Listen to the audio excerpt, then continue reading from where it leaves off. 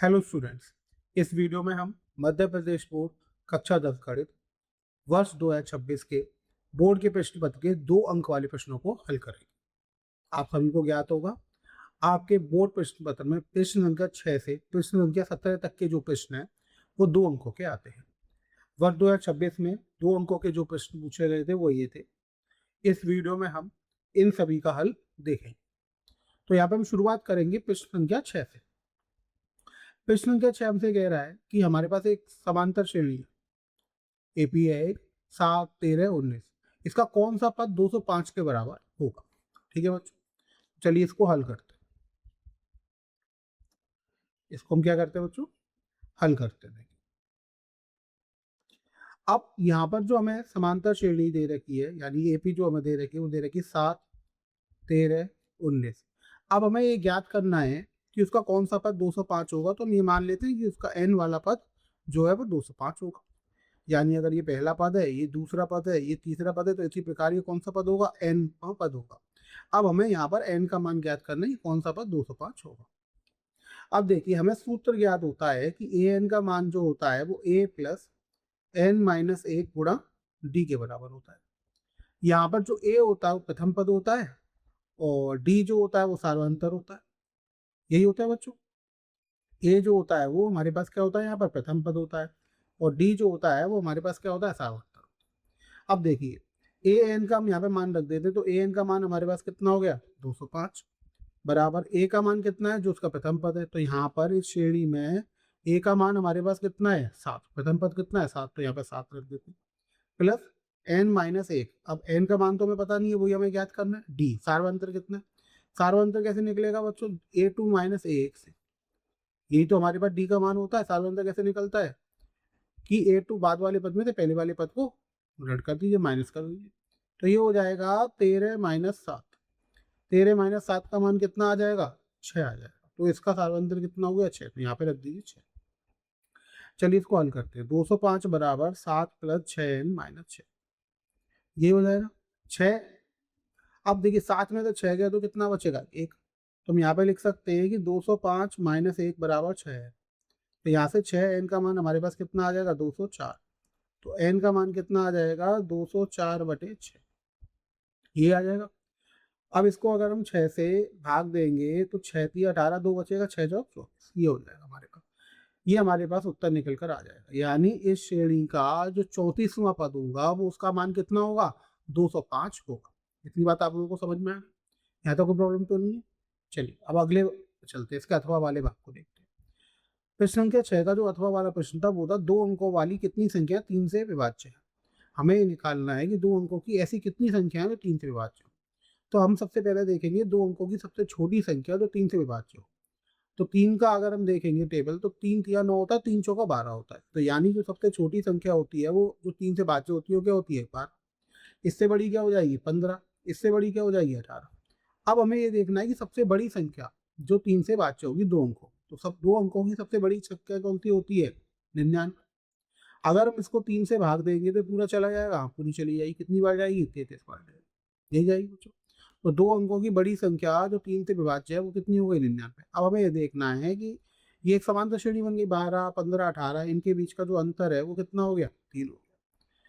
अब अगर हम देखेंगे तो ये समांतर श्रेणी बन गई जिसके प्रथम पद का मान कितना है, 12। समांतर श्रेणी है तो इसके सार्वंतर का मान कितना हो जाएगा, 15 माइनस 12 देखिए कितना हो जाएगा, 3। और इसके nवें पद का मान हम क्या ले लेते हैं, 99। अब हमें ये देखना है कि श्रेणी में कितने पद है, वही हमारा इसका उत्तर हो जाएगा। तो सूत्र लगा दीजिए, वही ए एन का सूत्र जो हमने पिछले प्रश्न में लगाया था, ए प्लस एन माइनस 1 गुणा डी। मान रख दीजिए यहाँ पे, ए एन का मान है 99 बराबर ए का मान कितना हो गया, 12 प्लस एन माइनस 1 गुणे में 3, ये हो जाएगा बच्चों। इसको हल करेंगे तो हम लिखेंगे 99 बराबर 12 प्लस 3n माइनस का 3। 12 में से 3 गए तो ये कितना हो जाएगा, 99 बराबर 3n प्लस 9, ये हो जाएगा बच्चों। 9 को इधर ले आइए, तो यहाँ से 3n का मान हमारे पास आ जाएगा 99 माइनस 9। तो 99 माइनस 9 कितना हो गया, 90 हो गया। 99 माइनस 9 कितना हो गया, 90 हो गया बच्चों। तो यहाँ से अगर हम देखेंगे तो n का मान कैसे निकलेगा, 90/3। 90/3 अगर हम इसको भाग देंगे तो ये कितना आ जाएगा, 30 आ जाएगा। यानी हमारे पास उत्तर कितना निकल कर आ गया, 30 निकल कर आ गया। यानी दो अंकों की संख्याएं जो 3 से विभाज्य है उनकी संख्या कितनी होगी, 30 होगी। यानी 30 ऐसी दो अंकों की संख्या होंगी जो 3 से क्या हो जाएंगी, विभाज्य।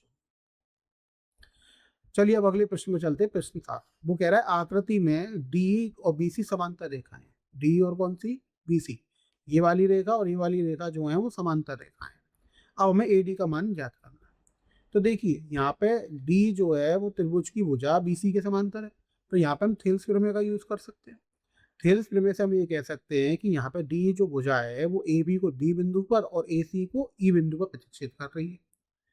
तो ए डी बटे डी बी का मान वही होगा जो ए ई बटे ई सी का मान होगा, यही तो होगा। यानी डी और ई ए बी और ए सी को समान अनुपात में क्या कर रही होंगी, विभाजित कर रही होंगी।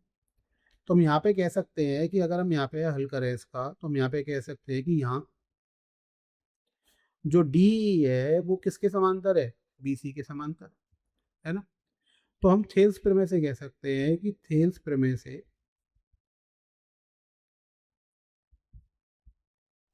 से हमें ये ज्ञात होगा कि यहाँ पे डी ए बी को और ई ए सी को समान अनुपात में विभाजित करेंगे। तो थेल्स प्रमेय से हम कह सकते हैं कि ए डी बटे डी बी का मान वही होगा जो ए ई बटे ई सी का होगा, ये कह सकते हैं।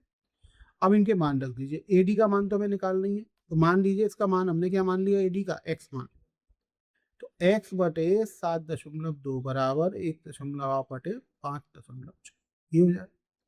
इससे कितनी बार जाएगा, 3 बार। तो यहाँ से अगर हम x का मान देखेंगे तो x का मान आ जाएगा 7.2 बटे 3। इससे इसको भाग देंगे तो कितना हो जाएगा, 2.4। यानी x का मान कितना हो गया, 2.4 सेंटीमीटर। तो ये हमारे पास उत्तर निकल कर आ गया। यानी भुजा ए डी की जो लंबाई है वो कितनी निकल कर आ गई, 2.4 सेंटीमीटर। इतनी बात आप लोगों को समझ में आ गई। इसमें कोई प्रॉब्लम हो तो आप बताइए। ये कितना हो गया, 2.4 सेंटीमीटर। ठीक, चलिए अब इसके अगले वाले भाग पर चलते हैं। अगला वाला भाग हमसे क्या कह रहा है, आधारभूत समानता प्रमेय का कथन लिखना। कथन लिखना वो थेल्स प्रमेय का हमें कथन लिखना। आप ये जानते हैं कि आधारभूतता समकता प्रमेय को हम क्या कहते हैं, थेल्स प्रमेय भी कहते हैं। अब हमें इसका कथन लिखना है, जो भी मैंने आपको बताया था वो लिख के दिखा रहा है। तो देखिए हम ये लिख देंगे, यदि किसी त्रिभुज की एक भुजा के समांतर अन्य दो भुजाओं को भिन्न भिन्न बिंदुओं पर प्रतिच्छेद करने के लिए एक रेखा खींची जाए तो ये अन्य दो भुजाओं को एक ही अनुपात में विभाजित करती है। इसे थेल्स प्रमेय भी कहा जाता है। ठीक है, तो ये कथन आपको याद करना है इसका, फिर में आप इसको लेके आइएगा। चलिए अब प्रश्न संख्या 8 देखते हैं। प्रश्न संख्या 8 हमसे क्या कह रही है, बिंदुओं -5, 7 और -1, 3 के बीच की दूरी हमें ज्ञात करनी है। ठीक है बच्चों, तो यहाँ पर हम एक रेखा ले लेते हैं। अब इस रेखा पर हम दो बिंदु मान लेते हैं। कौन कौन सी मान लेते हैं बताइए, कोई भी बिंदु मान लीजिए जो तो आपका मन है, ए या बी मान लीजिए, पी क्यू कुछ भी मान लीजिए, जो भी आपका मन है। अब हमने ए बी बिंदु मानी, तो ए के निर्देशांक हमने मान लिए कि -5, 7 और बी के निर्देशांक है -1, 3। अब हमें इनके बीच की दूरी ज्ञात करनी है। तो ये हमने x1 और y1 मान लिए, इसको हमने x2 और y2 मान लिया। अब ए बी की दूरी का सूत्र क्या हो जाएगा, यहाँ पे देखिए। तो दूरी का सूत्र होता है बच्चों x2 - x1 का वर्ग प्लस y2 - y1 का वर्ग, यही होता है। अब यहाँ पे मान रख दीजिए, तो x2 का मान यहाँ पे कितना है, -1 माइनस, और x1 का है -5, तो माइनस माइनस मिले क्या हो जाएगा, 5 का वर्ग। y2 का मान है 3 माइनस y1 का मान है 7, इसका वर्ग। आगे बढ़े देखिए, -1 + 5 कितना हो गया, 4, 4 का वर्ग। 3 - 7 कितना हो गया, 4, 4 का वर्ग। ये लिख सकते हैं मैं, बराबर कितना हो जाएगा, देखिए 4 का वर्ग हो गया 16 + 16, तो ये कितना आ गया हमारे पास, 32। यही आ गया। यानी अगर हम यहाँ पे देखेंगे तो ए बी का जो हमारे पास दूरी आ गई वो रूट में 32 आ गई। अब रूट 32 को हम क्या लिख सकते हैं, 16 × 2। 16 से 4 बाहर आ जाएगा तो ये हो जाएगा 4√2। तो ये हमारे पास उत्तर निकल कर आ गया। यानी दोनों बिंदुओं के बीच की दूरी कितनी आ गई, 4√2 की बात समझ में आ गई। चलिए अब प्रश्न संख्या 8 के अथवा वाले भाग को देखते हैं। वो कह रहा है वाई का वह मान ज्ञात कीजिए जिसके लिए बिंदु पी 2/2, और क्यू 10, y के बीच की दूरी 10 मात्रा। यहाँ पे मैं दे रखा है कि P और Q के बीच की दूरी कितनी है, 10 है। यानी पी क्यू का मान 10 है यहाँ पर। तो चलिए इसको हल करते हैं। अब वही सूत्र लगा देंगे, दूरी का सूत्र क्या होता है पी क्यू का, अगर हम निकालेंगे तो x2 माइनस एक्स एक्स का वर्ग प्लस y2 माइनस वाई एक का, यही हो जाएगा। अब यहाँ पे हमें ये देखना है कि x1 y1 और x2 y2 के मान क्या होंगे। बिंदु P के निर्देशांकों को हम क्या मान लेते हैं, x1 y1, और बिंदु Q के निर्देशांक को हम क्या मान लेते हैं, x2 और y2। तो यहाँ पे देखिए पी क्यू का मान हमें कितना दे रखा है, 10। लंबाई कितनी दे रखी है पी क्यू के बीच की, 10। अब यहाँ पे मान रख दीजिए, तो x2 का मान कितना है हमारे पास, 10 माइनस 2 का वर्ग, प्लस जो हो जाएगा y माइनस माइनस कितना हो जाएगा, +3 इसका वर्ग। ये अब हम यहाँ पे कर सकते हैं कि 10 बराबर हो जाएगा अंडर रूट 10 माइनस 2 कितना हो गया, 8, 8 का वर्ग कितना हो गया, 64, प्लस y प्लस 3 का वर्ग। अब दोनों तरफ वर्ग करने पर, वर्ग रूट हटाना है हमें, तो हम क्या करेंगे, दोनों तरफ वर्ग करने पर, दोनों तरफ हमने वर्ग कर दिया, तो 10 का वर्ग कितना हो जाएगा, 100। यहाँ पे वर्ग करेंगे तो वर्ग में बढ़ जाएगा, हो जाएगा 64 प्लस y प्लस 3 का स्क्वायर वर्ग। 64 इधर जाकर माइनस हो जाएगा, तो हम ये लिख सकते हैं y प्लस 3 का वर्ग बराबर 100 माइनस 64 बराबर 36, ये लिख सकते हैं।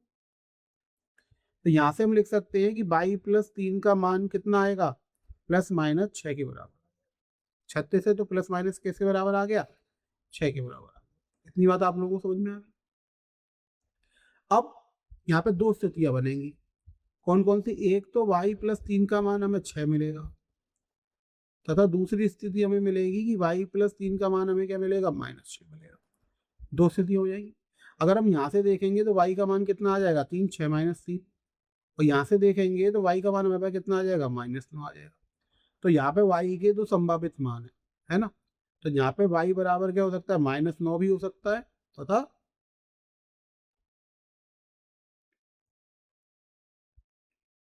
3 भी हो सकता है। तो y के हमारे पास कितने मान निकल कर आए, 2 मान निकल कर आए। ये उत्तर हो गया। हमसे y का मान पूछा था वो हमने निकाल दिया, 2 मान है, -9 भी हो सकता है और 3 भी हो सकता है। चलिए अब अगले प्रश्न पर चलते हैं, प्रश्न 9। प्रश्न हमसे कह रहा है कि उस बिंदु के निर्देशांक ज्ञात कीजिए जो बिंदुओं 4, -3 और 8, 5 को जोड़ने वाले रेखाखंड को आंतरिक रूप से 3:1 के अनुपात में विभाजित करता है। ठीक है बच्चों, चलिए इसको हल करते हैं। यहाँ पर हम एक रेखा ले लेते हैं बच्चों। एक रेखा में हम मान लेते हैं कि इसके बिंदु, यहाँ पर ये वाला जो बिंदु है उसको मान लेते हैं ए, ये वाला बिंदु है वो क्या है, बी। बिंदु ए के निर्देशांक है 4, -3, और बिंदु बी के निर्देशांक है 8, 5। ठीक है, तो इसको हम x1 y1 मान लेते हैं, इसको हम x2 y2 मान लेते हैं। अब एक पी बिंदु है जो इसको आंतरिक रूप से विभाजित कर रही है, किस अनुपात में, 3:1। तो हमें पी के निर्देशांक ज्ञात करने। ठीक है, अब देखिए बिंदु पी निकालने का यहाँ पे सूत्र क्या होगा, विभाजन का सूत्र लगाएंगे, आंतरिक विभाजन हो रहा है, तो इसका सूत्र होता है m1x2, या फिर mx2, m और n मान लीजिए, जो होता है mx2 प्लस nx1 बटे में m प्लस n। ये x निर्देशांक का निकालने का सूत्र होता है। y निर्देशांक का होता है m/2 प्लस ny1 बटे में m प्लस n। और ये हम कब मानते हैं, ये तब मानते हैं जब x1 y1 और x2 y2 बिंदुओं को हम m/n में विभाजित करते हैं। तो अब यहाँ पे देखिए मान रख देते हैं, हमारे पास m का मान 3 हो जाएगा और n का मान कितना हो जाएगा, क्योंकि 3:1 में विभाजित हो रही है। x1 y1 और x2 y2 के मान हमारे पास हैं, तो mx2 3 गुणा 8 ये हो जाएगा, प्लस nx1 यानी 1 गुणा 4 ये हो जाएगा, बटे में m प्लस n यानी 3 प्लस 1। y निर्देशांक निकालेंगे, m/2 3 गुणा 5 प्लस 1 गुणा -3 बटे में 3 प्लस 1। यहाँ तक की बात आप लोगों को समझ में आ गई। आगे बढ़े तो 8 ये कितना हो गया बच्चे, 24 प्लस 4 बटे 4 जो हो गया 15 माइनस 3 बटे 4, ये हो 24 प्लस 4 कितना हो गया, 28 बटे 4, और ये हो गया 12। 15 में से 3 गए तो ये कितना हो गया, 12 बटे 4। तो इसको हल करके जो निर्देशांक आएंगे वो आएंगे 7,3। तो बिंदु P जो अभिष्ट बिंदु है उसके निर्देशांक कितने आ गए बार बार निकल कर 7,3 आ गए। तो ये इस प्रश्न का क्या हो गया उत्तर। चलिए अब 9th के प्रश्न के जो हम अथवा वाले पार्ट को देखते हैं। वो हमसे कह रहा है बिंदु A के निर्देशांक ज्ञात कीजिए जहां ए बी एक वृत्त का व्यास है जिसका केंद्र 2,-3 है तथा बी के निर्देशांक 1,4। ठीक है बच्चों। चलिए वो ये कह रहा है कि एक वृत्त है, तो हम यहाँ पे क्या करते हैं, एक वृत्त ले लेते हैं बच्चों। ये हमने वृत्त ले ली। अब वो ये कह रहा है कि इस पे क्या ले लीजिए, एक व्यास ले लीजिए। ये हमने वृत्त का व्यास ले लिया। व्यास जो है वो ए बी के मान लिया, ए बी नाम का।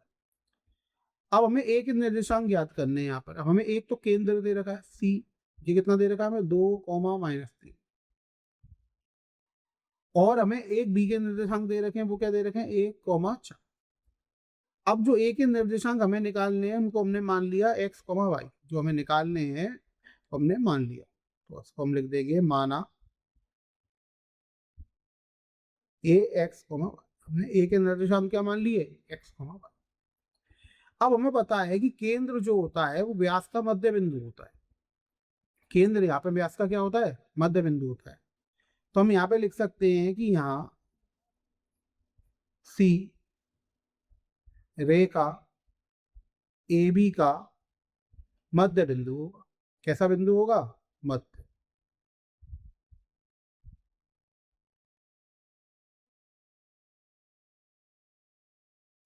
ये लिख सकते हैं यहाँ पे सी जो है वो रेखा ए बी का क्या होगा मध्य बिंदु होगा। तो मध्य बिंदु का सूत्र लगा दे रहे हैं। तो मध्य बिंदु सूत्र क्या होता है x1 + x2 बटे 2, यही होता है। x + 1 बटे 2 बराबर किसके हो जाएगा 2 के, तथा y निर्देशांक देखेंगे तो y + 4 बटे 2 ये बराबर किसको हो जाएगा -3 के। अब हमें इसको हल करना है। x + 1 का मान कितना आ गया 4, तो x का मान कितना हो गया 3। इसी प्रकार बच्चों y + 4 का मान कितना आ गया -6, y का मान कितना हो गया -10। ये हो गया। तो यहाँ पे a के निर्देशांक हमारे पास कितने मिल गए 3, -10। ये हमारे पास इसका उत्तर हो गया। हमारे पास a के निर्देशांक की चाहिए। अगर आपको इन प्रश्नों के स्टेप बाय स्टेप हल चाहिए तो आप 10 स्क्वायर से जो प्रीवियस गत वर्षों के प्रश्न पत्र का हल का जो सेगमेंट है वहां से इन्हें देख सकते हैं। वहां पे आपको स्टेप बाय स्टेप इनका हल मिल जाएगा। चलिए अब अगले प्रश्न पर चलते हैं। अगला प्रश्न है हमारे पास प्रश्न संख्या 10। वो हमसे कह रहा है यदि 15 cot a बराबर 8, हमारे पास यहाँ पर हमें किसका मान दे रखा है 15 cot a का कितना दे रखा है 8। तो यहाँ से हम ये कह सकते हैं कि cot a का जो मान होगा, दोबारा लिख लेते हैं बच्चों, 15 cot a दे रखा, 15 cot a का मान हमें कितना दे रखा है 8 दे रखा है। तो यहाँ से हम ये कह सकते हैं कि cot a का जो मान होगा वो हमारे पास कितना होगा 8/15 होगा, यही होगा। अब हमें किसका मान चाहिए sin a का मान चाहिए और sec a का मान चाहिए। तो हम एक त्रिभुज बना लेते हैं, है ना। अब हमें ये पता है कि यहाँ पर जो त्रिभुज होगा उसका एक कोण कितना होगा 90 डिग्री का होगा, समकोण त्रिभुज होगा। तो हमने ये त्रिभुज मान लिया ए बी सी, इसका कोण भी हमने कितना मान लिया 90 डिग्री का मान लिया। अब यहाँ पे cot a का मान दे रखा है, तो cot का मान जो होता है अगर हम इसको ले लें लंब, इसको हम ले लें कर्ण, तो ये कितना हो जाता है आधा। तो cot का बच्चों जो मान होता है वो किसके बराबर होता है आधार बटे लंब के बराबर होता है, ये होता है। यानी इसका जो मान होता है वो आधार बटे लंब के बराबर होता है। तो अगर हम आधार को यहाँ पर 8 ले लें, अगर हम आधार को कितना मान लेते हैं 8 मान लेते हैं, तो वैसे हम इसको क्या लिख लेते हैं हाइपोटेन्यूज लिखते हैं, इसको परपेंडिकुलर लिखते हैं, उसको क्या लिखते हैं बेस, ये लिखते हैं। अब अगर हम इसको 8 मान लें आधार को, तो लंब का मान कितना हो जाएगा 15 हो जाएगा। तो लंब का मान हो गया 15। इतनी बात समझ में आ गई आपको। अब पाइथागोरस हमें फिर से हमें पता है कि कर्ण का जो वर्ग होता है इसके बराबर होता है लंब का वर्ग प्लस आधार का वर्ग। ये पाइथागोरस प्रमेय से हमें सूत्र पता है। तो यहाँ पे अगर हम मान निकालेंगे तो कर्ण का वर्ग लंब कितना हो गया 15 का वर्ग प्लस आधार कितना हो गया 8 का वर्ग। तो जो हो गया 225 बटे प्लस 64 जो हो गया 289 289 जी। तो यहाँ से जो कर्ण का मान निकल कर आएगा बच्चों वो निकल कर आएगा 17, यानी कर्ण का मान कितना हो गया 17। इतनी बात आप लोगों को समझ में आ गई। अब हमें यहाँ पे दो मान निकालने हैं। कौन कौन से निकालने हैं? एक तो साइन ए का मान निकालना है और दूसरा हमें किसका मान निकालना है सेक ए का। साइन ए का मान क्या होता है लंब बटे कर्ण। क्या होता है लंब बटे कर्ण। तो यहाँ पे लंब का मान कितना है देख साइन ए का मान क्या होता है लंब बटे कर्ण। तो यहाँ पे लंब का मान हमारे पास कितना है 15 और कर्ण का मान कितना है 17। तो इसका उत्तर क्या हो गया 15 बटे 17। इतनी समझना। सेक ए का मान क्या होता है सेक ए कोस का उल्टा होता है। तो जब सेक ए कोस का उल्टा होता है तो इसका मान क्या हो जाएगा इसका मान हो जाएगा कर्ण बटे आधा। ये हो जाएगा। कर्ण का मान 17 है तो आधार का मान यहाँ पे कितना है 8 है। तो ये हमारे पास इन दोनों के मान निकल कर आ जाएंगे। तो जो साइन ए का मान निकलेगा वो निकलेगा 15 बटे 17 और सेक ए का जो मान निकलेगा वो निकलेगा 17 बटे 8। ये बात आप लोगों को समझ में आ गई। चलिए अब इसके अथवा वाले प्रश्न को देखते हैं। प्रश्न संख्या 10 के यहाँ पे वो कह रहा है सिद्ध कीजिए कि cosec theta minus cot theta का वर्ग जो है वो किसके बराबर होगा 1 माइनस कॉस थीटा बटे 1 प्लस कॉस थीटा के बराबर होगा। ठीक है चलिए इसे हल करते हैं। तो यहाँ पे हम LHS का मान ले लेते हैं। LHS का मान हमारे पास कितना है cosec theta minus cot theta का वर्ग। इतनी बात समझ में। कोसेक को बच्चों हम क्या लिख सकते हैं 1 बटे साइन थीटा ये लिख सकते हैं और कॉट को हम क्या लिख सकते हैं कॉस थीटा बटे साइन थीटा। तो इसको अगर हम देखें तो इसको हम ऐसे लिख सकते हैं 1 माइनस कॉस थीटा बटे साइन थीटा इसका वर्ग। अब वर्ग को अलग अलग कर दीजिए अंश और में तो जो हो जाएगा 1 माइनस कॉस थीटा का वर्ग बटे sine square theta. Sine square theta का हमें सूत्र पता होता है। तो साइन स्क्वायर थीटा का सूत्र क्या होता है 1 माइनस कॉस स्क्वायर थीटा। यही होता है साइन स्क्वायर थीटा। अब यहाँ पे ए स्क्वायर माइनस बी स्क्वायर का कोटम लग जाएगा। क्या होता है ए स्क्वायर माइनस बी स्क्वायर ये होता है हमारे पास ए प्लस बी और ए माइनस बी। इस सूत्र का उपयोग हम यहाँ पे कर लेंगे। तो 1 को हम क्या लिख सकते हैं 1 का वर्ग हम यहाँ पे लिख सकते हैं। ये कर सकते हैं बच्चों 1 को हम क्या लिख सकते हैं 1 का वर्ग लिख सकते हैं। उससे कोई फर्क तो पड़ेगा नहीं। तो अब ये हमारे पास जो मिलेगा वो मिलेगा 1 माइनस कॉस थीटा का वर्ग बटे 1 माइनस कॉस थीटा और 1 प्लस कॉस थीटा जो हो जाएगा। तो ये इससे कट गया।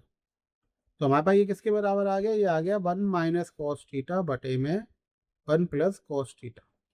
तो इसका ये किसका मान आ गया जे RHS जो था उसका मान आ गया। यानी हमने इसको सिद्ध कर दिया। बात समझ में आ गई। तो ये हम यहाँ पे लिख सकते हैं कि ये कैसा हो गया सिद्ध हो गया। चलिए अब अगले प्रश्न पर चलते हैं। प्रश्न 11 हमसे क्या कह रहा है हरप्रीत दो भिन्न भिन्न सिक्कों को एक साथ उछालती है। इसकी क्या प्रायिकता है कि वह कम से कम एक चित्र प्राप्त करे। अब देखिए 2 सिक्के उछल रहे हैं। कितने सिक्के उछल रहे हैं बच्चों 2 सिक्के। तो अगर हम यहाँ पे संभावित परिणाम लिखें तो कौन कौन से होंगे देखिए। तो अगर हम संभावित परिणाम लिखे 2 सिक्के अगर हम उछाल रहे हैं तो क्या हो सकते हैं हमें चित्र मिल सकते हैं। दोनों है ऐसा मिल सकता है। एक हमें मिल सकता है TH और एक हमें मिल सकता है T। दोनों चित्र मिल सकते हैं दोनों पद मिल सकते हैं पहला चित्र दूसरा पद या फिर पहला पद दूसरा चित्र ये हमें मिल सकता है। अब वो ये कह रहा है कि कम से कम एक चित्र प्राप्त करें। कम से कम क्या कह रहा है एक चित्र प्राप्त करें। तो अगर हम यहाँ पे कुल संभावित परिणामों की संख्या लिखेंगे तो वो कितनी आ जाएगी 4 आ जाएगी 1 2 3 4 ये हो जाएगा। अब वो कह रहे अनुकूल परिणाम। अब अनुकूल कौन से होंगे परिणाम इसमें अनुकूल परिणाम बच्चों वो होंगे जिसमें कम से कम क्या आ रहा होगा एक चित्र आ रहा होगा। तो अनुकूल परिणाम यहाँ पे कौन कौन से हो जाएंगे वो लिखिए। तो देखिए इसमें तो दोनों चित आ रहे हैं, इसमें एक चित एक पट आ रहा है, इसमें भी एक पट और एक चित आ रहा है, दोनों पट वाला हट जाए।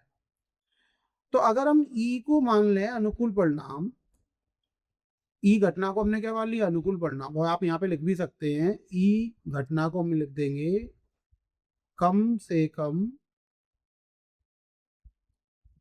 एक चित्र प्राप्त, ये हमने ई घटना मान ली। तो ई के अगर हम अनुकूल परिणामों की संख्या देखेंगे तो वो कितनी आ जाएगी, 3 आ जाएगी, ये वाले 3 आ जाएगी। अब हमें क्या निकालनी है, ई की प्रायिकता निकालनी। तो ई की प्रायिकता का सूत्र क्या होता है, अनुकूल परिणामों की संख्या बटे कुल परिणामों की संख्या, यानी अनुकूल परिणामों की संख्या बटे कुल परिणामों की संख्या। तो अनुकूल परिणाम कितने हमारे पास 3, कुल परिणाम कितने हैं 4, तो ये हमारे पास इसका उत्तर निकल कर आ, समझ में आ गया। चलिए अब प्रश्न क्या आ रहा है कि अथवा वाले भाग को देखते हैं। वो कह रहा है यदि किसी घटना ई की प्रायिकता 0.995 है तो हमें ई नहीं की प्रायिकता ज्ञात करनी है। चलिए इसका हल देखते हैं। बच्चों एक चीज हमें ज्ञात होती है कि किसी भी घटना ई के लिए ई की प्रायिकता प्लस ई नहीं की प्रायिकता, ई की प्रायिकता प्लस ई नहीं की प्रायिकता का जो योग होता है वो किसके बराबर होता है, 1 के बराबर। तो अब अगर हम यहाँ पे हमें प्रायिकता ई नहीं निकालना है तो हम उसको कह सकते हैं 1 माइनस प्रायिकता ई, ये इधर चला जाएगा, यही तो हो जाएगा। मान रख दीजिए यहाँ पे तो ये हो जाएगा 1 माइनस 0.995, तो ये आ जाएगा हमारे पास 0.005। तो ये हमारे पास किसकी प्रायिकता आ जाएगी, ई नहीं की प्रायिकता आ जाएगी। ये हमारे पास इस प्रश्न का क्या हो जाएगा, आंसर हो जाएगा। चलिए अब अगले प्रश्न पर चलते हैं, प्रश्न संख्या 12। प्रश्न संख्या 12 कह रही है हमारे पास बल्ब है, 20 बल्ब है, 20 बल्बों के एक समूह में 4 बल्ब खराब है। इस समूह में से एक बल्ब यादृच्छिक निकाला जाता है, यह बल्ब खराब होगा, इसकी प्रायिकता हमें ज्ञात करनी। चलिए इसको हल करते हैं। तो यहाँ पर हमारे पास कितने बल्ब हैं, 20, जिसमें से खराब बल्ब कितने हैं, 4। तो कुल परिणामों की संख्या यहाँ पे कितनी हो जाएगी, 20 हो जाएगी, क्योंकि अलग अलग अगर हम बल्ब निकालेंगे तो कुल हम अलग अलग कितने बल्ब निकाल सकते हैं, 20, क्योंकि 20 बल्ब है। तो कुल परिणामों की संख्या क्या हो गई, 20 हो। अब हमने एक घटना ई मानी, हमने क्या मानी, निकाले गए बल्ब के, निकाले हमने मान लिया गए बल्ब के खराब होने की घटना।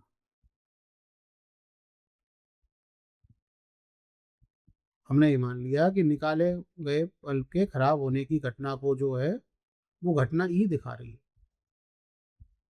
तो अगर हम यहाँ पे देखेंगे कि ई के अनुकूल परिणामों की संख्या कितनी होगी, तो जितने खराब बल्ब होंगे वो उसके अनुकूल परिणाम हो जाएंगे।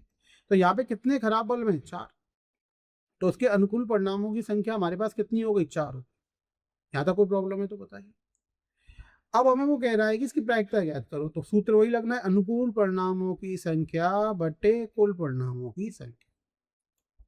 अब अनुकूल परिणाम यहाँ पे कितने हैं, 4, कुल परिणाम कितने हैं, 20, तो हमारे पास उत्तर क्या आ जाएगा, 1/5। तो ये इसका हमारे पास क्या हो जाएगा, उत्तर हो जाएगा। इतनी बात समझ में आ गई अब।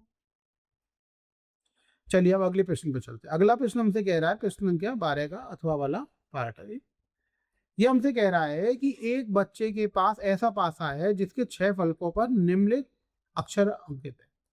ये अक्षर अंकित है पासे पर, यानी ABCDE और फिर से दोबारा से ए।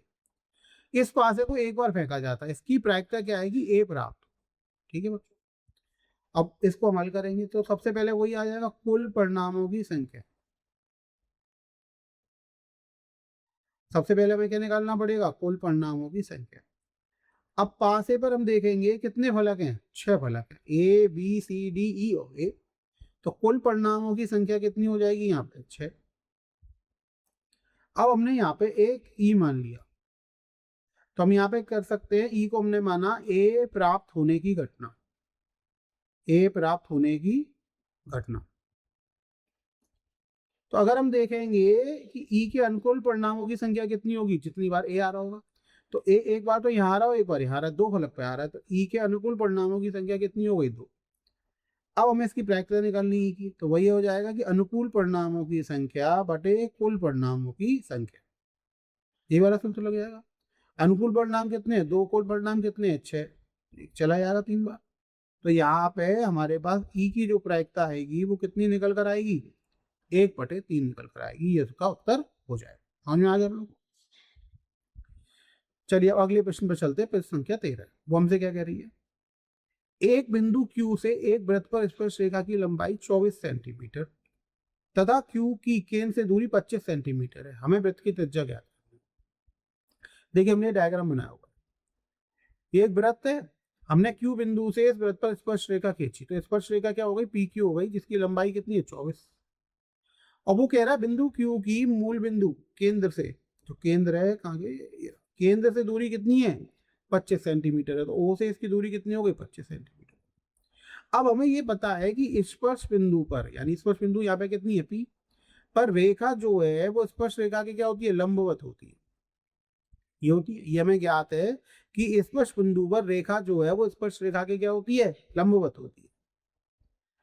तो यहाँ पर हम हल करेंगे, तो हम यहाँ पे लिख सकते हैं कि यहाँ पर पहले जो दिए गए मान है वो लिख लेते हैं। यहाँ PQ का मान कितना है, 24 तथा OQ का मान कितना है, 25। ठीक है, अब हम यहाँ पे लिख सकते हैं कि कोण OPQ बराबर कितना होगा, 90 डिग्री होगा। कोण OPQ बराबर कितना होगा, 90 डिग्री। क्यों होगा, क्योंकि स्पर्श रेखा जो है वो लंबवत होगी किसके, त्रिज्या के, किस पर, स्पर्श बिंदु पर, इस वजह से। तो अब जो एक समकोण त्रिभुज बन गया, तो हम यहाँ पे कोण लिख सकते हैं, त्रिभुज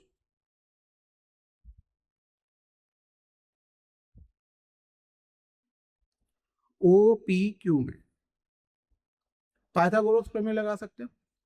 पाइथागोरस प्रमेय लगाएंगे तो हमें क्या मिलेगा कि OQ का वर्ग बराबर OP का वर्ग प्लस PQ का वर्ग, ये मिल जाएगा। OQ की वैल्यू कितनी है, 25, इसका मान है 25 का वर्ग बराबर OP। OP क्या हो जाएगी, इस वृत्त की त्रिज्या, इसको हमें निकालना है, R का वर्ग बराबर 24 का वर्ग। तो यहाँ से R का वर्ग हमें कितना मिलेगा, 25 का वर्ग माइनस 24 का वर्ग, 25 का कितना होगा, 625 माइनस 576, ये कितना आया हमारा 49 R का वर्ग। तो R का मान यहाँ से हमारे पास कितना आ जाएगा, 7। यानी जो वृत्त की त्रिज्या है वो कितनी हो गई, 7 सेंटीमीटर हो गई, जो हमारे पास उत्तर निकल कर आ। इतनी बात समझ में आ गई आप लोग। चलिए अब प्रश्न संख्या 13 के अथवा वाली प्रश्न को देखते हैं। वो हमसे क्या कह रहा है, दो सकेंद्रीय वृत्तों की त्रिज्याएं हैं 10 सेंटीमीटर और 3 सेंटीमीटर है। यहाँ पे हमने दो सकेंद्रीय वृत्त बना लिए जिनका केंद्र एक ही बिंदु पर होता है, तो हमने यहाँ पे मान लिया केंद्र ऊपर। जो छोटा वाला वृत्त है उसकी त्रिज्या 6 सेंटीमीटर है, वो OM से हम दर्शा रहे हैं। बड़े वाले वृत्त की त्रिज्या जो है वो 10 सेंटीमीटर, उसको हम OQ से दर्शा रहे हैं। अब वो कह रहा है बड़े वृत्त की उस जीवा की लंबाई ज्ञात कीजिए जो छोटे वृत्त को स्पर्श करती है। यानी बड़े वृत्त में बहुत सारी जीवाएं होंगी, अब हमें उस जीवा की लंबाई ज्ञात करनी है छोटे वृत्त को स्पर्श कर रही है। यानी अगर हम छोटे वृत्त के हिसाब से देखेंगे तो ये क्या हो गई, छोटे वृत्त की स्पर्श रेखा हो गई। क्या हो गई, स्पर्श रेखा। अगर छोटे वृत्त के लिए देखेंगे तो एक स्पर्श रेखा होगा। अब स्पर्श रेखा हो गई तो हमने इसको मूल बिंदु से मिला दिया। तो अभी हमने पढ़ा था स्पर्श बिंदु पे त्रिज्या रेखा के क्या होती है, स्पर्श रेखा के लंबवत होती है। तो कोण कितने का हो गया, 90 डिग्री का। इतनी बात समझ में आ गई। अब हम क्या लिखेंगे, अब हम लिखेंगे त्रिभुज OMQ में, OMQ ले लेंगे। अब यहां पर कोण OMQ बराबर कितना हो जाएगा, 90 डिग्री। तो ये हो जाएगा कि स्पर्श रेखा जो है वो लंबवत होती है किसके, त्रिज्या। कब, स्पर्श बिंदु पर, इस वजह से ये 90 डिग्री हो गया।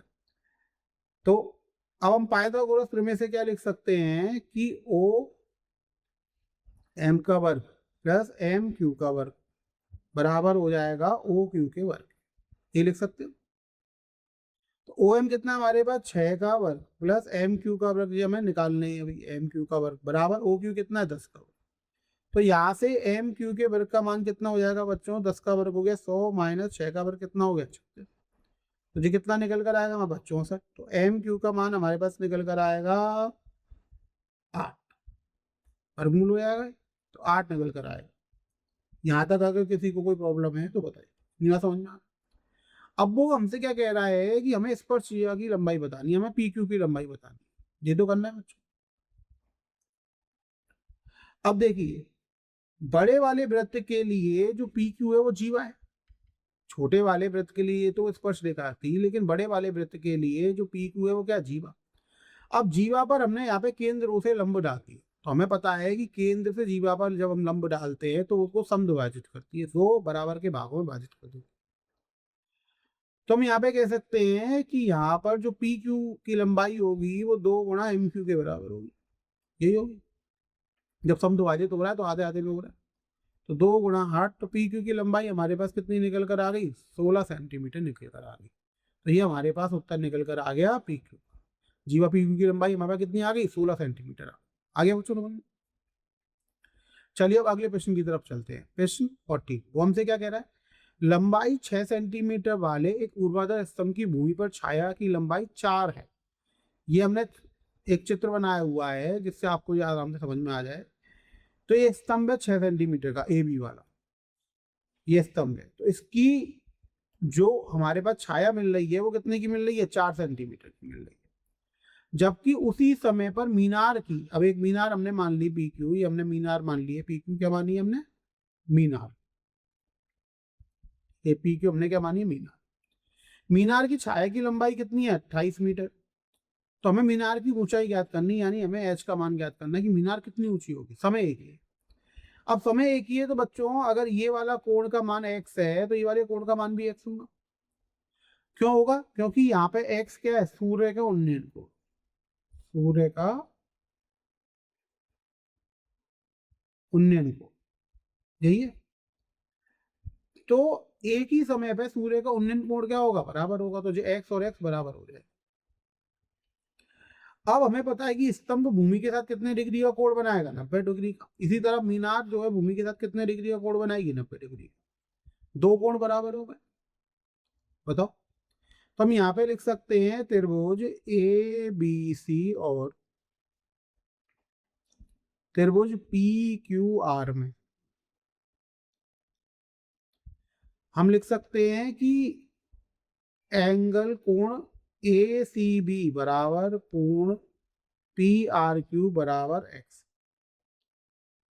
ठीक है, रीजन जो हो गया सूर्य का उन्नयन।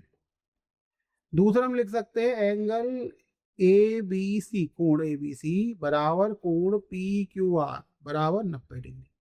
क्या लिख सकते, अगर हम यहाँ पे देखेंगे तो ए समरूपता से, ए समरूपता से दोनों त्रिभुज कैसे हो गए, समरूप हो गए। अब समरूप हो गए तो इनकी भुजाओं का जो अनुपात है वो कैसा होगा, बराबर होगा, है ना। ए समरूपता से त्रिभुज ए बी सी हम लिख सकते हैं समरूप होगा किसके, त्रिभुज पी क्यू आर। ये हो जाए। अब अगर दोनों त्रिभुज समरूप हैं तो इनकी भुजाओं का अनुपात भी बराबर होगा, तो हम लिख सकते हैं, तो क्या होगा हमारे पास, ए बी बटे, ऐसे लिख लीजिए, पी क्यू बटे ए बी। कर्ण दोनों के ले लिए हमने, सॉरी लंब ले लिए, दोनों के बराबर वही होंगे जो आधार होंगे, यानी आर क्यू बटे बी सी। ये हो जाएगा। पी क्यू बटे ए बी का मान वही होगा जो आर क्यू बटे बी सी का मान होगा। अब इनके मान रख दीजिए। पी क्यू का मान हमें निकालना ही है, एच हो गया। ए बी का मान कितना दे रखा है, 6। आर क्यू का मान कितना दे रखा है हमारे पास, 28। और बी सी का मान हमारे पास कितना दे रखा है, 4। 4 से कितनी बार चला जाएगा, 7 बार। 6 उधर जाएगा तो यहाँ से एच का मान कितना आ जाएगा हमारे पास, 42। तो हमारे पास जो मीनार की लंबाई आएगी वो कितनी आएगी, 42 मीटर आएगी। तो ये हमारे पास इसका उत्तर हो। समझ में आ गया आप लोगों को। चलिए अब अगले प्रश्न में चलते हैं, इसके अथवा वाले पार्ट का। वो हमसे कह रहा है आकृति को ध्यान से देखिए और कोण पी का मान ज्ञात करना। हमें यहाँ पे कोण पी का मान ज्ञात करना है। यहाँ पे दो त्रिभुज दे रखे हैं हमें बच्चों, कौन कौन से दे रखे हैं, एक तो ए बी सी दे रखा है और दूसरा हमें क्या दे रखा है, पी आर क्यू। अब देखिए अगर हम यहाँ पे देखेंगे तो यहाँ पर ए बी बटे, हमने क्या लिया, ए बी बटे आर क्यू, हमने लिया ए बी बटे आर। ए भी यहाँ पे कितना है 3.8 और आर भी कितना है 7.6, तो इसका मान कितना आ जाएगा 1/2, ये आ जाएगा। इसी प्रकार हमने यहाँ पे आगे बढ़ाया, हमने लिया BC और यहाँ पे हमने लिया QP, तो इसका मान आया 6/12, तो ये भी 1/2 आ जाएगा जब आप काटेंगे तो यही हो जाएगा। आगे बढ़ाया तो हमने यहाँ पे लिया CA और यहाँ पे हमने लिया PR, तो ये हो गया 3√3 और ये हो गया 6√3, इसका मान भी कितना आ गया 1/2। यानी हम यहाँ पे देखेंगे कि दोनों त्रिभुज की भुजाओं के अनुपात जो है वो समान है। अगर भुजाओं के अनुपात समान होते हैं तो ये त्रिभुज कैसे हो जाते हैं, समरूप हो जाते हैं, यही तो हो जाता है। तो हम यहाँ पे लिख सकते हैं, तो भुजाओं के अनुपात समान है तो त्रिभुज ABC, त्रिभुज ABC समरूप हो जाएगा किसके, त्रिभुज RQP के, यही हो जाएगा। अब अगर ये समरूप है तो हम ये कह सकते हैं कि कोण भी बराबर होंगे, तो हम कह सकते हैं कि कोण A का मान बराबर होगा कोण R के, कोण B का मान बराबर होगा कोण Q के, तथा कोण P का मान बराबर होगा कोण C के। ये हम कह सकते हैं, या फिर हम यहाँ पे लिख सकते हैं कोण C का मान बराबर होगा कोण P के, इतना हम बोल सकते हैं। अब हमें यहाँ पे क्या ज्ञात करना है, कोण P ज्ञात करना है। तो अगर हम कोण C ज्ञात करते हैं तो भी तो कोण P ज्ञात हो जाएगा। चलिए अब आगे देखते हैं। अब अगर हम ABC त्रिभुज में देखें, किसमें देखें, ABC, तो हमें पता है कि त्रिभुज के अंत कोणों का योग क्या होता है 180 डिग्री। तो कोण A प्लस कोण B प्लस कोण C, इसका मान कितना होगा 180 डिग्री होगा, यही हो जाएगा। कोण A प्लस कोण B प्लस कोण C का मान कितना हो जाएगा 180 डिग्री। कोण A कितना दे रखा है 80 डिग्री, कोण B कितना दे रहा है 60 डिग्री, कोण C हमें निकालना है बराबर 180 डिग्री। तो यहाँ से कोण C कितना निकल कर आएगा, ये 180 हो गया 140 हो जाके माइनस हो जाएगा, तो ये आएगा 40 डिग्री। तो अब यहाँ पे जो कोण P है वो कोण C के बराबर होगा इस वजह से, तो इसका मान कितना निकल कर आ गया 40 डिग्री। हमें क्या निकालना था, कोण P का मान, तो वो कितना निकल कर आ गया बच्चों 40 डिग्री निकल कर आ गया। ये हमारा उत्तर समझ में आ गया था।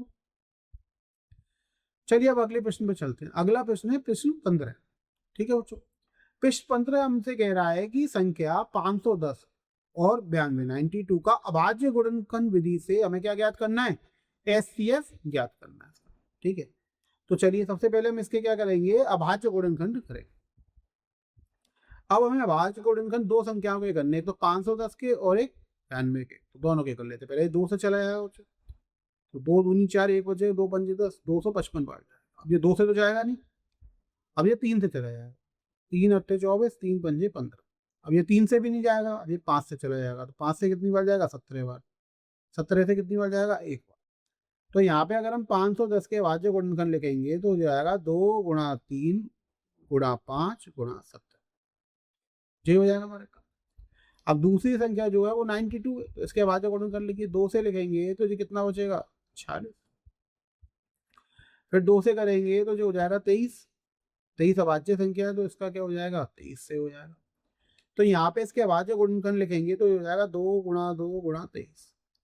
अब हमें यहाँ पे क्या ज्ञात करना है, इनका SCF, क्या निकालना है SCF। अब SCF निकालेंगे तो हमको निकालेंगे जो इनके समान गुणनखंड, तो समान कौन सा है, बस एक तो ही है। तो यहाँ पर ये कितना हो गया 2, तो इनके SCF का मान कितना आ गया 2, यही उत्तर हो जाएगा। समझ में आ गई। चलिए अब इसके अथवा वाले भाग को देखते हैं। अथवा वाला भाग हमसे क्या कह रहा है कि दो संख्याएं हैं 306 और 657, इनका SCF हमें 9 दे रखा है और हमें LCM ज्ञात करना है।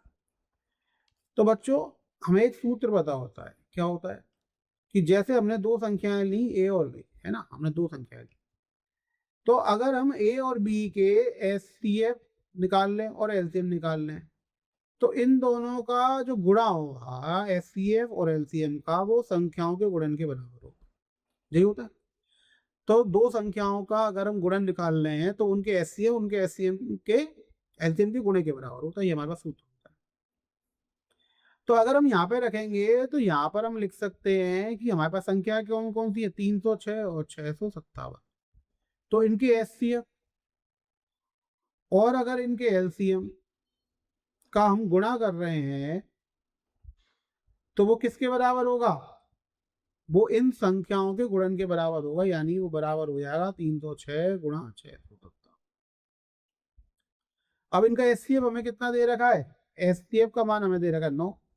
9 गुणा एलसीएम किस किस का, 306 गुणा 657। ये बराबर हो जाएगा बच्चों 306 गुणा 657।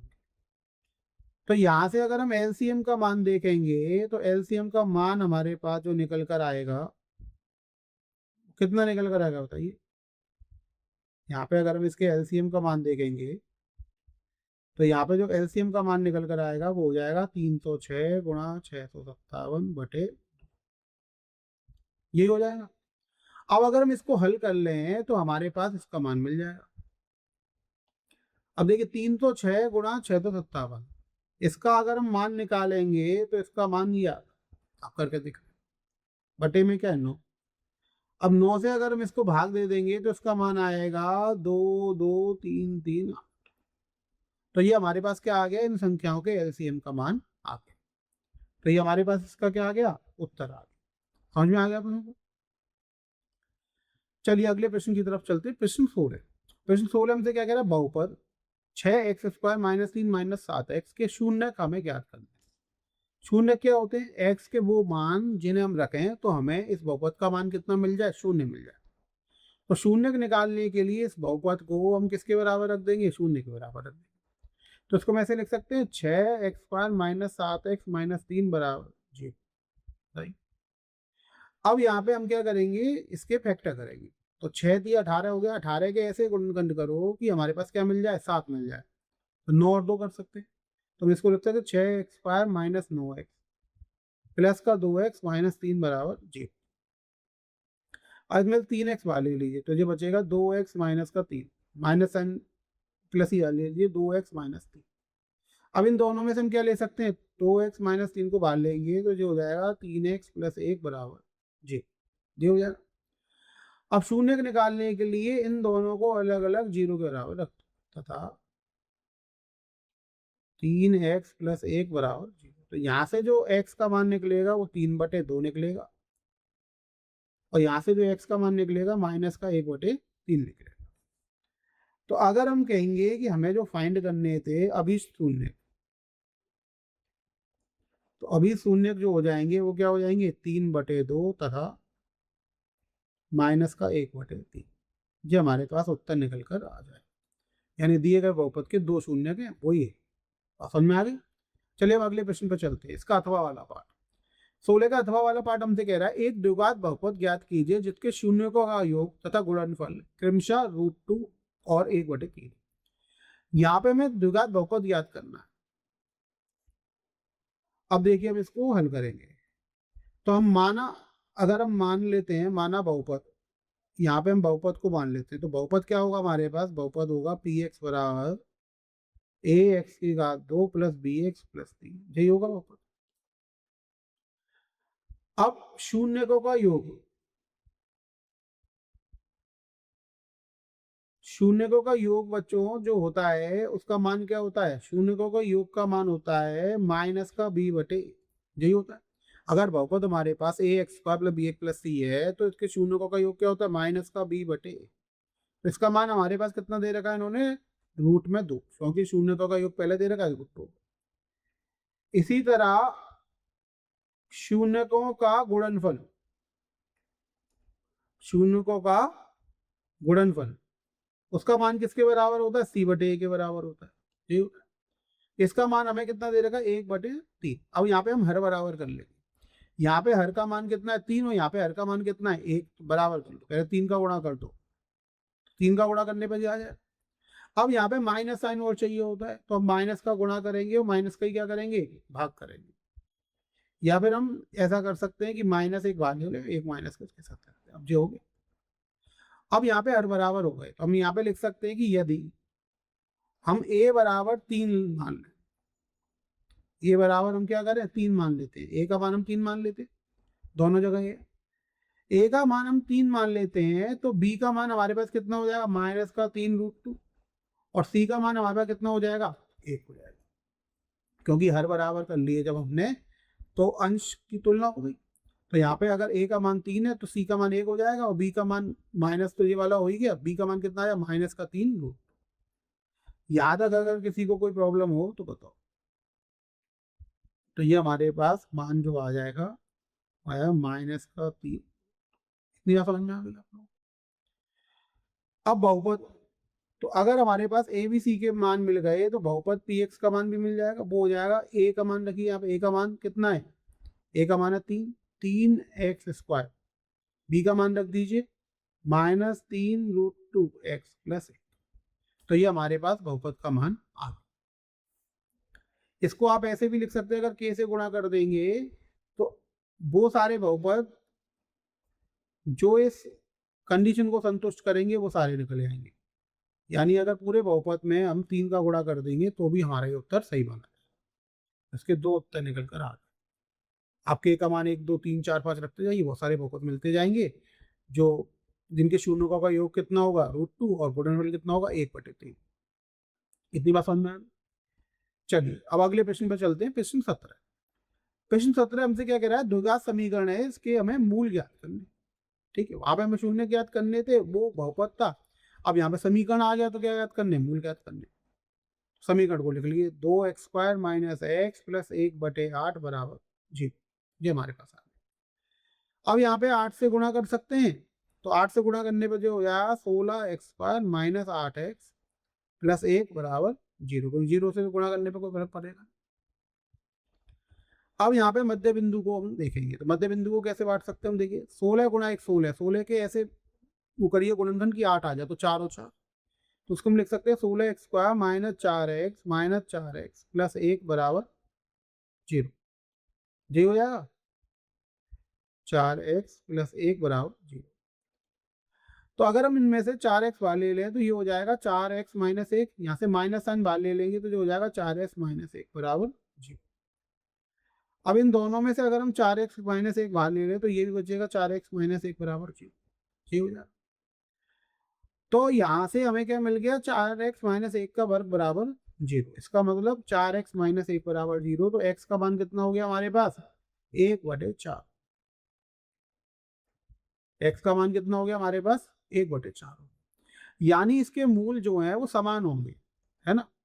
तो अगर वो हमसे पूछेगा कि इसके मूल कौन से हैं तो हम क्या लिख देंगे, इसके जो मूल होंगे वो 1/4 तथा 1/4। दोनों मूल कैसे आएंगे, समान आ जाएंगे, 1/4 और 1/4। ये हमारे पास इसका उत्तर निकल कर आ गया। चलिए अब अगले प्रश्न में चलते हैं। ये 2 अंकों का आखिरी प्रश्न है, क्योंकि 2 अंकों के मैंने आपको बताया था संख्या 6 से संख्या 17 तक प्रश्न पूछे जाते हैं। तो ये 17 का अथवा वाला पार्ट है, तो ये आखिरी प्रश्न है। वो हमसे कह रहा है द्विघात समीकरण 2x² + kx + 3 बराबर 0 में k का ऐसा मान ज्ञात कीजिए कि उसके 2 बराबर मूल हो। अब देखिए यहाँ पे समीकरण जो हमें दे रखा है वो दे रखा है 2x² + kx + 3 बराबर 0। अगर हम इसकी तुलना ax² + bx + c द्विघात समीकरण से करा दें तो यहाँ पे a का मान हमें 2 मिलेगा, b का मान हमें k मिलेगा और c का मान हमें कितने मिलेगा 3 मिलेगा। अब वो यहाँ पे कह रहा है कि हमें k का मान निकालना है, कब, जब उसके 2 बराबर मूल हो। 2 बराबर मूल हो। अब 2 बराबर मूल हैं तो इसका मतलब है कि उसके विविधकर का मान कितना हो जाएगा 0 हो जाएगा, 0 ही तो हो जाएगा विविधकर का। जब विविधकर का मान 0 होता है तभी तो मूल बराबर होते हैं।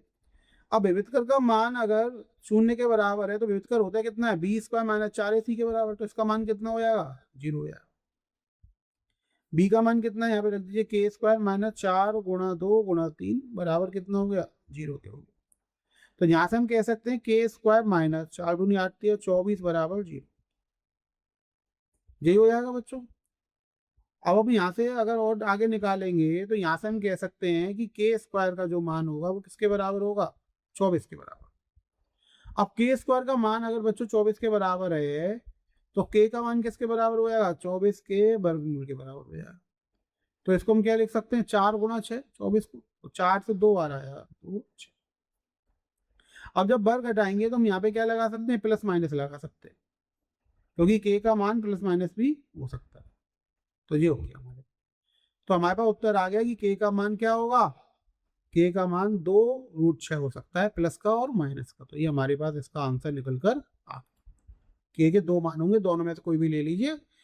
दोनों में से कोई भी रखने पर जो मूल निकल कर आएंगे इस द्विघात समीकरण के, वो कैसे आएंगे, बराबर निकल कर आएंगे। समझ में आ गया बच्चों? तो ये आपका आखिरी प्रश्न था 2 अंक वाले प्रश्नों का। तो इसी के साथ हमने देखा कि 2 अंकों के प्रश्नों को हम कैसे हल करते हैं आपके बोर्ड एग्जाम। अब इस प्रकार के अगर और प्रश्न आएंगे तो आप उनको आसानी से हल कर सकते हैं। तो हम क्या करेंगे, अब इस वीडियो को खत्म करेंगे, इतना ही रखते हैं इस वीडियो में। चलिए, थैंक यू बच्चों।